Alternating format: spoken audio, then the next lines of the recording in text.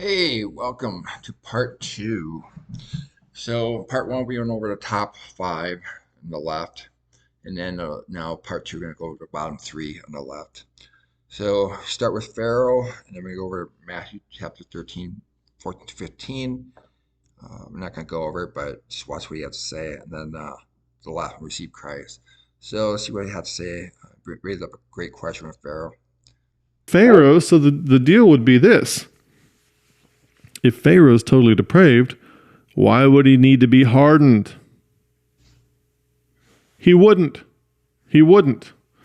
So Alrighty, great question. So in here, I point out Pharaoh has a fallen nature and appears just like everyone else. He does not have the ability to make himself like Christ. His heart was hardened, so God would carry out his planned vessel of wrath. Every time God performed a miracle, Pharaoh's heart was hardened. Could it be the miracles themselves what hardened Pharaoh's heart? Knowing his sovereignty was threatened each time. So how do I come to that? How am I coming to that conclusion? So I put together this. I don't know if you want to recall the chart, but I basically tried to look for a pattern. So I basically broke it off in paragraphs each time his heart was hardened and where that was relative to the miracle. And so if you look at the very top, um, Pharaoh said, "Who is the Lord that I should obey his voice to let Israel go? I know not the Lord, neither will I let Israel go." So we know he did not know the Lord, alrighty, and he did not want to let the people let Israel go. And so in Exodus 7:3, I will harden Pharaoh's heart, multiply my signs and wonders in the land of Egypt. But what really struck me was when I looked at Exodus chapter 8, and I encourage you to read the entire chapter before you go through this. That way you're not missing anything. But I probably should include a little bit more in this. But Exodus chapter 8, basically, you know, Pharaoh's warned there'd be a whole bunch of frogs, and you don't let the people go, and he wouldn't let the people go. And then he basically, hey, if you knock off the frogs, I'll let your people go. So, so basically, he stopped the frogs, and then it says here, but when Pharaoh saw that there was respite, he hardened his heart. So, so basically, Pharaoh hardened his own heart, alrighty, at that point, which is really odd because if God brought things back to normal, and the agreement was uh, let the people go, and that's all that's stopping is letting people go.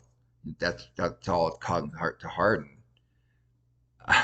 That's really the common thing with every single miracle, with that is all about power and control. And so um, now you might say, well, the word "he" there is referring to God. Well, no, wait a minute. If you go later on in the chapter, it says Aaron Pharaoh hardened his heart at the time also. Alrighty, so you can't say that.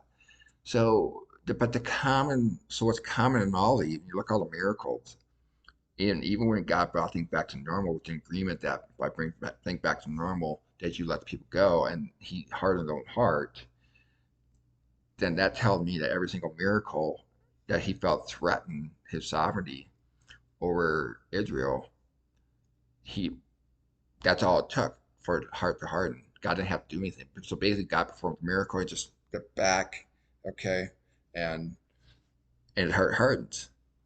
So that seemed to be just using logic and critical thinking. That seemed to be what's really how it taken place. But you might have a different take on that. I'd love to hear what your thoughts on that.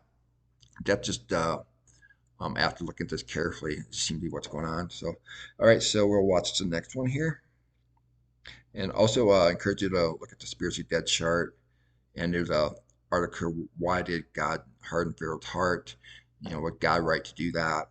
It kind of puts things in perspective. And there's that gotquestions.org website, which, as the gentleman pointed out, is a Calvin website, but I thought it's a good perspective. God right to do that. And it's a pretty good, decent article. So let's go ahead and watch the next one. kind of issue here in the video where I cover Matthew 13, 14 through 15 So I just have this little icon down here if you want to go watch that video later. But basically, what's going on there is Jesus is speaking in parables lest the wrong people will hear and be converted.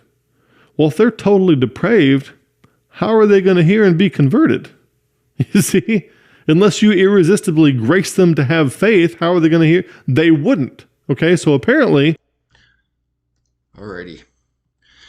I think God predestined to be a Calvinist for 28 seconds there. So, yeah, so that's, he couldn't have said any better that God had to do something, which brings us to the next video um, where he raised the question, well, why can't they receive Christ? So let's go ahead and watch that, what he had to say. Ask him why.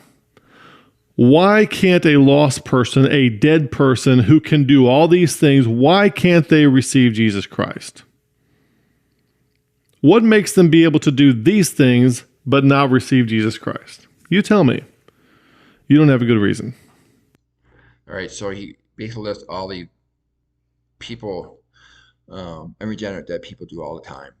Okay, and now so that's a fair question. So why can't they receive Christ if they can do all these good things, right? So first off, it's not based on what we do.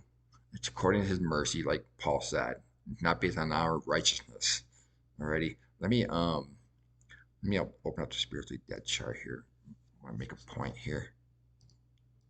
So Isaiah 64:6, middle right. But we are all an unclean thing, and all our righteousness are filthy rags, and we all do fade as a leaf, and our iniquity, like the wind, have taken us away. And then Paul pointed out in Romans chapter 3, verse 10, as is written, there is none righteous, no, not one. So every person that's considered righteous in the Bible, God made them righteous. Okay? It's not because of something they did. Alrighty? Hope that makes sense. So, and then John chapter 3, verse 27 has to be given from above. So these two things, Titus 3:5 and John 3:27, it's in this Order of Salvation PDF. I encourage you to look into that. And if you were to actually download it in the upper right, see download, that will allow you to control the layers. But hopefully this will give you a big picture of how it all fits together. In the somewhat upper left, you'll see a ellipse around all men, and that's a phrase that's often misunderstood. And there's a link here, CG light chart. So that will help us with trying to understand from their perspective what it means by all men with their culture back then. The mistake that we often make, when we read all men, we take our culture today, so we substitute what we don't know, which is their culture, with what we do know, which is our culture, and it throws things off a little bit. So hopefully that will clear it up a little bit. You should go to that link. But I encourage you to walk through this and go through this. I know it's small. You might need a really, really big screen TV, but at the same time, you can turn on and off layers and zoom in. And I encourage you to, the first couple layers, they're numerical, 0, 1, and 2. Have the 1 and 2 layers on. Really look at that in depth, because that's basically the gospel, and then faith. And see how all that ties together. It really, hopefully, it'll be beneficial to you as it had to me. So, um, yeah. And then in the lower left where it's red, 1 Corinthians chapter 2, verse 14 to 16. I tried going with the Greek lexicon. There's a couple words in the English that's not in the Greek lexicon, so I took them out. Or it's in the Greek lexicon, but the Greek was not there. So I purged them out a little bit. I probably do a little bit more purging to get more clarification. But the red basically represents natural man, and the green represents the spiritual person who regenerate. So hope that makes sense for you. So natural man cannot receive the things of God on his own. You just can't do it. And so a lot of people have the idea, well, God, faith is a gift, or just whatever it might be you're thinking of is a gift, and You just have to receive it.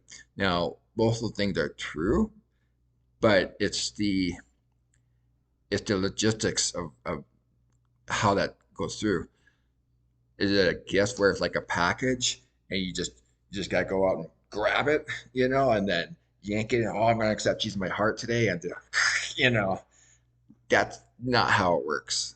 So, it basically, if you're given it, you are given it, and your life has changed, and so you received it at that point. So there's no the moment it's given you, the moment you receive it.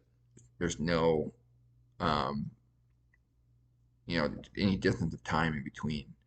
So that's basically my experience, and the scripture seems to support that. Ephesians 2:5, John 6:44. There's no human element there between the giving and the receiving. So if you find a passage that uh, seems to go against that, I'd love to see it. So anyway, that's this part. So yeah, hopefully this short video will be beneficial to you, and I'd love to hear your thoughts. Thank you, and have an awesome day.